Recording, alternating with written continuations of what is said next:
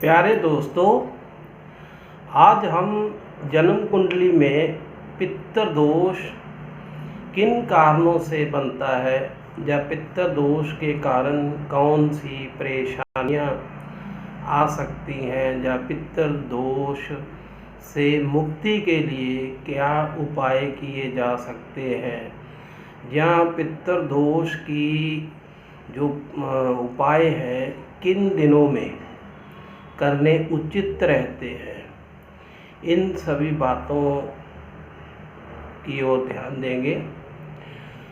क्योंकि जो हमारे पितृ हैं उन्होंने जो भी अच्छे कार्य किए या बुरे कार्य उनसे हुए या उन्होंने करे, उन सब का जो फल है वो हमें भुगतना ही पड़ता है। क्योंकि हम उनकी प्रॉपर्टी जो होती है उसका भी मालिक हम बन जाते हैं, तो उनके जो पाप या पुण्य किए हैं उनका फल भी हमें ही भुगतना पड़ता है। रही बात जन्म कुंडली की, जन्म कुंडली में अगर दूसरे, पांचवें, नौवें और 12वें भाव में राहु, बुध और शुक्र, ये तीनों ग्रहों में से कोई भी ग्रह आ जाए तो जुपिटर गुरु ग्रह कमज़ोर हो जाता है। जब गुरु कमज़ोर हो जाता है तो या फिर गुरु जन्म कुंडली के जिस भी घर में हो उसके साथ शनि, राहु, बुध या शुक्र आ जाए, उससे भी गुरु कमज़ोर हो जाता है। या अकेला राहु आ जाए तो गुरु चांडाल योग बन जाता है। ये सभी बातें हमारी ज़िंदगी में हमें संतान की ओर से बहुत परेशानियां देती हैं, कैरियर बनाने में बहुत दिक्कतें आती हैं, बहुत ज़्यादा ज़िंदगी में संघर्ष करना पड़ सकता है पितृ दोष के कारण। बिना मतलब के कोर्ट कचहरी के केस में जातक उलझ सकते हैं, बिना मतलब के खर्चे हो सकते हैं, बिना मतलब की बीमारियां ऐसी लंबे समय के लिए हो सकती हैं जिन पर आपकी इनकम का बहुत सारा पार्ट खर्च होता रहे। और परिवार में एकता नहीं रहती है। नशे की लत, अपनों को बुरा, परायों को अपना समझना, अपनों से बैर विरोध, लड़ाई झगड़ा रखना, इस प्रकार मति भ्रष्ट हो जाती है। स्वभाव इतना कठोर हो जाता है, चिड़चिड़ा हो जाता है, स्वभाव में इतनी बुराई आ जाती है कि जातक अपना आप ही सब कुछ खराब करने लग जाता है और बुराइयां दूसरों में निकालता है। पितृ दोष के कारण कई लोगों को संतान नहीं होती है। वो अनेकों धार्मिक स्थानों पर भी गए, वैद्य के पास भी गए, डॉक्टरों से दवाई भी ली, लेकिन संतान नहीं हुई। इसके पीछे भी कहीं ना कहीं पितृ दोष का ही प्रभाव होता है।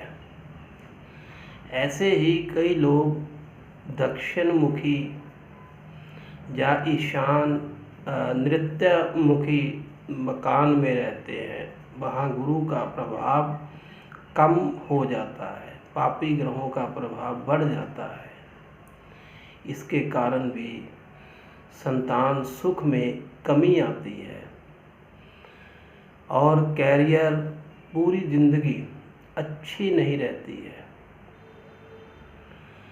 तो फिर बहुत से जातक, जैसे कि अमावस्या मस्या का जो दिन होता है, यह पितरों के लिए, पितरों को मनाने के लिए, पितरों की पूजा करने के लिए, पितरों के निमित्त कोई दान पुण्य करने के लिए बहुत अच्छा दिन माना जाता है।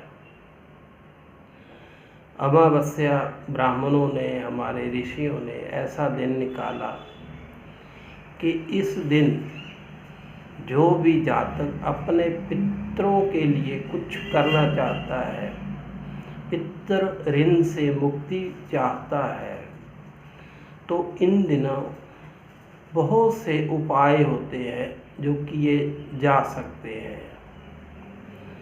सबसे पहले तो हमें अपने मन में दूसरों के प्रति विश्वास, दूसरों के प्रति सम्मान, स्नेह की भावना रखनी चाहिए। किसी में भी बुराई नहीं ढूंढनी चाहिए। दूसरी बात, अमावस्या के दिन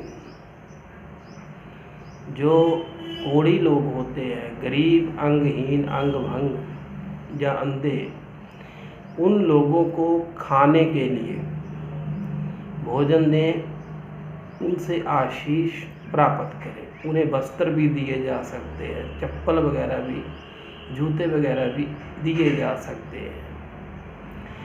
ऐसे ही अमावस्या के दिन एक दिन पहले ही आप किसी धार्मिक स्थान पर जाकर वहाँ पूजा पाठ करवा सकते हैं या कर सकते हैं, स्नान आदि कर सकते हैं। अपने पितरों के प्रति दान पुण्य कर सकते हैं। पितरों के नाम पर स्नान कर सकते हैं। पितरों को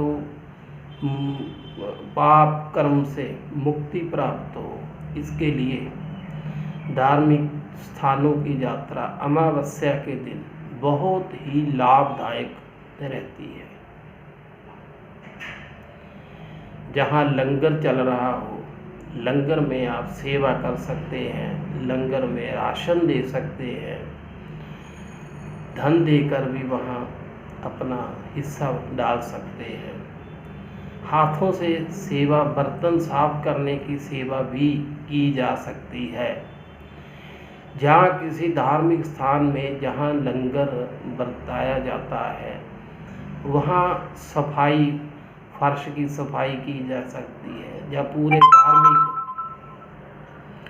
पूरे धार्मिक स्थान की, पवित्र स्थान की सफाई करने से भी पितृ दोष से काफ़ी ज़्यादा राहत प्राप्त होती है। आप इस दिन किसी धार्मिक स्थान पर चावल, दूध और चीनी भी दे सकते हैं, सफ़ेद वस्त्र भी दे सकते हैं। इससे भी आपको बहुत ज़्यादा फायदा मिलेगा। अमावस्या के दिन गौशाला में अपने पितरों के नाम पर चारा डाल सकते हैं। कुत्तों को बिस्किट, ब्रेड, दूध वगैरह दे सकते हैं। या पक्षियों को, कौवा वगैरह को खीर या रोटी के टुकड़े भी खिलाए जा सकते हैं। अगर आप पितरों के नाम पर या अमावस्या के दिन अगर आपको कोई भी परेशानी संतान की ओर से आ रही है या बीमारी आपका पीछा नहीं छोड़ रही है और आपकी जन्म कुंडली में पितृ दोष भी आपको किसी ने बताया है या काल सर्प दोष बताया है या चांडाल योग बताया है, तो इस प्रकार आप उपाय कर सकते हैं। घर में किसी पवित्र नदी का जल लाकर रोजाना उसका छिड़काव भी कर सकते हैं या किसी गुरुद्वारे के सरोवर से जल लाकर उसका भी घर में छींटा दिया जा सकता है। इससे भी काफ़ी ज़्यादा राहत प्राप्त होगी। अगर आप अपने पितरों के प्रति समर्पित हो जाएंगे, पितरों के लिए आप श्रद्धावान हो जाएंगे, तो ऐसा हो ही नहीं सकता कि आपको संतान प्राप्त ना हो।